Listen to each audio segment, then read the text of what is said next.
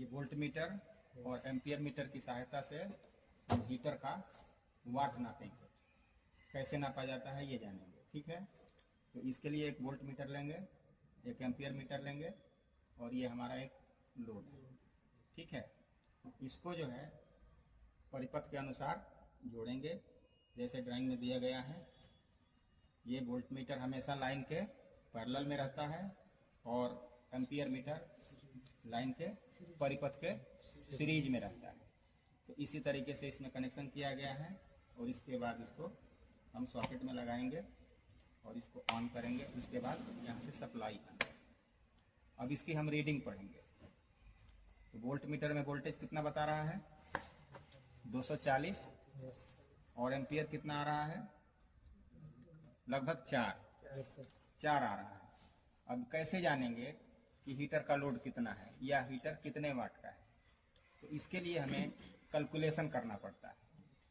Calculation कौन सा करना पड़ता है, P बराबर V गुणा I, यानी V माने वोल्टेज और I का मतलब करंट। दोनों को जब हम गुणा करेंगे तो वो पावर हमारा निकल जाएगा। तो इस तरीके से 240 में 4 एम्पियर का गुणा करेंगे तो हमारा इसका पावर निकल जाएगा। बात समझ में आ रही है? Yes sir. तो इस तरीके से जो है हम किसी भी लोड का पावर निकालते हैं। बात समझ में आ रही है? समझ में आ गया? अब इसको हम बंद करेंगे और इसको देखेंगे ये है क्या। तो ये वोल्ट मीटर में 2 टर्मिनल है और एम्पियर मीटर में 2 टर्मिनल, टोटल हो गया 4 टर्मिनल। अब इसी के लिए हमारे पास एक वाट मीटर होता है जो हम इसमें कैलकुलेशन करके बता रहे हैं, ये अपने आप बता देगा। इससे ये पता चलता है कि इसमें वोल्ट मीटर और एम्पियर मीटर दोनों इनबिल्ट है, यानी दोनों अंदर ही बना हुआ है। Yes sir. अब इसके टर्मिनल हम देखेंगे पीछे, तो इसमें 4 टर्मिनल दिखाई दे रहे हैं। 2 टर्मिनल वोल्ट मीटर के और 2 टर्मिनल एम्पियर मीटर के। तो 2 टर्मिनल वोल्ट मीटर के हैं, वहां पे हम डायरेक्ट लाइन लाते हैं और एक को एम्पियर मीटर के साथ सीरीज में करते हैं जैसे कि इसमें किया गया है। यस। और इसके बाद फिर यहाँ से वाट मीटर से हम चेक कर लेंगे कि लोड का वाट कितना है। अब हम लोग आते हैं इसी का जो डिजिटल है, ये डिजिटल वाट मीटर है, देख रहे हैं? Yes sir. लेकिन इसमें अगर हम टर्मिनल देखें तो टर्मिनल इसका 6 दिया हुआ है। होना चाहिए 4 ही, यस सर, लेकिन 6 दिया हुआ है। अब इसका हम कनेक्शन कैसे करेंगे? इसका कनेक्शन समझने के लिए पहले सारे टर्मिनल को देखेंगे कि क्या लिखा हुआ है। यहाँ लिखा हुआ L, यहाँ लिखा हुआ है N और 230 वोल्ट, यानी यहाँ हम 230 वोल्ट सप्लाई देंगे। किस लिए देंगे ये भी बताया जाएगा। फिर यहाँ देखेंगे कि V1 लिखा हुआ है, V2 लिखा हुआ है, यस सर, S1 लिखा हुआ है, S2 लिखा हुआ है। अब V1 और V2 में लिखा हुआ है 650 वोल्ट और S1 S2 में लिखा है 10 एम्पियर, यानी कि इससे हम 10 एम्पियर से कम का ही कोई भी लोड हम टेस्ट करेंगे। बात समझ में आ रही है? यस। जैसे यहाँ पर V1 V2 देते थे वैसे ही यहाँ पर V1 V2 देंगे, क्योंकि ये इस तरीके से बनाया गया है कि आप इसको डबल फेज की सप्लाई भी लगा करके कुछ किसी लोड को चेक कर सकते हैं। इसलिए यहाँ लिखा है 650 वोल्ट। समझ में आ रहा है? yes. अब 2 फेज वोल्टेज के बीच कितना वोल्टेज होता है 440। 2 फेज के बीच 440 वोल्ट होता है, इसलिए यहाँ 650 वोल्ट का ये बनाया गया है कि आप इसमें डबल फेज का भी कोई चीज आपको चेक करना है तो चेक कर सकते हैं। तो ये हो गया हमारा वोल्ट मीटर का, ये हो गया हमारा एम्पियर मीटर का। और जिस तरीके से इसमें कनेक्शन किया गया है सेम वही कनेक्शन इसमें करेंगे, यानी वोल्ट में डायरेक्ट हम सप्लाई लगा देते हैं और एम्पियर मीटर के लिए एक सीरीज करते हैं और उसके बाद वहां से हम लोड के लिए ले लेते हैं। तो इसी तरीके से कनेक्शन इसका पहले करेंगे और फिर इसको हम चेक करेंगे। ठीक, यहाँ पे फेज और न्यूट्रल, यस। ये लोड के लिए हमने न्यूट्रल से डायरेक्ट ले लिया और फेज को यहाँ से एम्पियर मीटर का जो कॉइल है इसके सीरीज में जोड़ के हमने लिया जिस तरीके से इसमें हम लोग सीरीज में जोड़ते थे,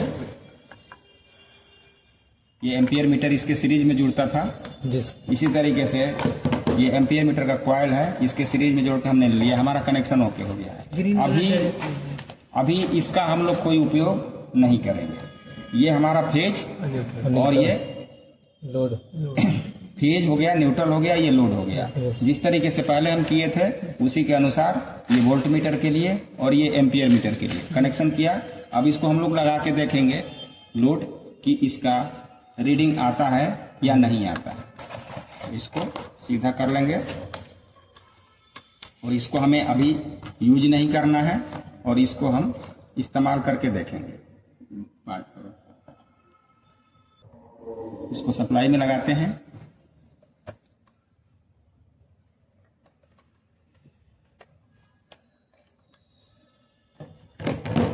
और इसमें लोड लगाते हैं, सप्लाई ऑन करते हैं। इसमें सप्लाई आ रही है, यस दिख रहा है, यस सर सप्लाई आ रही है ना। ये हमारा लोड बता रहा है, लेकिन ये वाट मीटर कुछ नहीं बता रहा हमारा, नहीं ये वाट मीटर कुछ भी नहीं बता रहा है। इसका मतलब कि इसका प्रयोग बहुत जरूरी है। पाँच करो, तो इसमें सप्लाई आ रही है, ये काम कर रहा है, लेकिन हमारा ये वाट मीटर कुछ नहीं बता रहा। वास्तविकता ये है कि ये अपने अंदर रीडिंग दे रहा है, लेकिन हमको दिख नहीं पा रहा है। कारण क्या है कि ये डिजिटल है। डिजिटल में इस डिजिट को जलाने के लिए हमको एक अलग से सप्लाई की जरूरत पड़ती है, जो कि हमने सप्लाई यहाँ नहीं दिया हुआ है। अब इसका हम सप्लाई फिर इसको देंगे डिजिट को जलाने के लिए और देखेंगे अब क्या होता है। ये सप्लाई भी हमने यहाँ दे दिया और लोड के लिए भी सप्लाई हमने यहाँ दे दिया। अब इसके बाद इसको हम स्टार्ट करके देखेंगे। रख दो।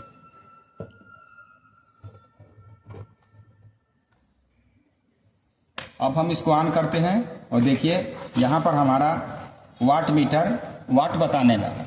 यस। तो इसमें हमको ये पता चलता है कि इसमें वोल्ट मीटर, एम्पियर मीटर और वाट मीटर दोनों को कैलकुलेट करके वाट मीटर बनाया गया है, जिससे अभी ये क्या है, ये रीडिंग जो बता रहा है ये क्या है, ये वाट है, ना ही वोल्ट है और ना ही एम्पियर है। ये दोनों का अंदर से गुणा करके ये हमको वाट बता रहा है। तो इस तरीके से जो डिजिटल वाट मीटर होता है, इसका कनेक्शन समझ में आ गया होगा। इसको फिर से एक बार बता देते हैं।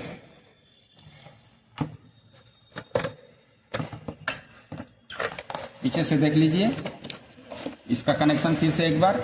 जो V1 और V2 लिखा हुआ है ये वोल्टेज देने के लिए, और जो S1 और S2 लिखा है ये एम्पियर मीटर का दो कॉइल का कनेक्शन है, और V1 V2 जो लिखा है ये वोल्टेज के दो टर्मिनल का कनेक्शन है। तो V1 से V2 में जोड़ा गया है। V1 और V2 में हमने सप्लाई दे दिया, और ये एम्पियर मीटर के कॉइल को एक हमने सीरीज किया। Yes sir. और सीरीज से, क्योंकि एम्पियर हमेशा हमको परिपथ के सीरीज से ही जोड़ना होता है, इसलिए इसको हम सीरीज में जोड़ेंगे। अब जो एनालॉग वाट मीटर है इसमें देखेंगे तो केवल 4 टर्मिनल होता है और इसमें 6 होता है। अब समझ में आ गया होगा कि क्या फर्क है इसका।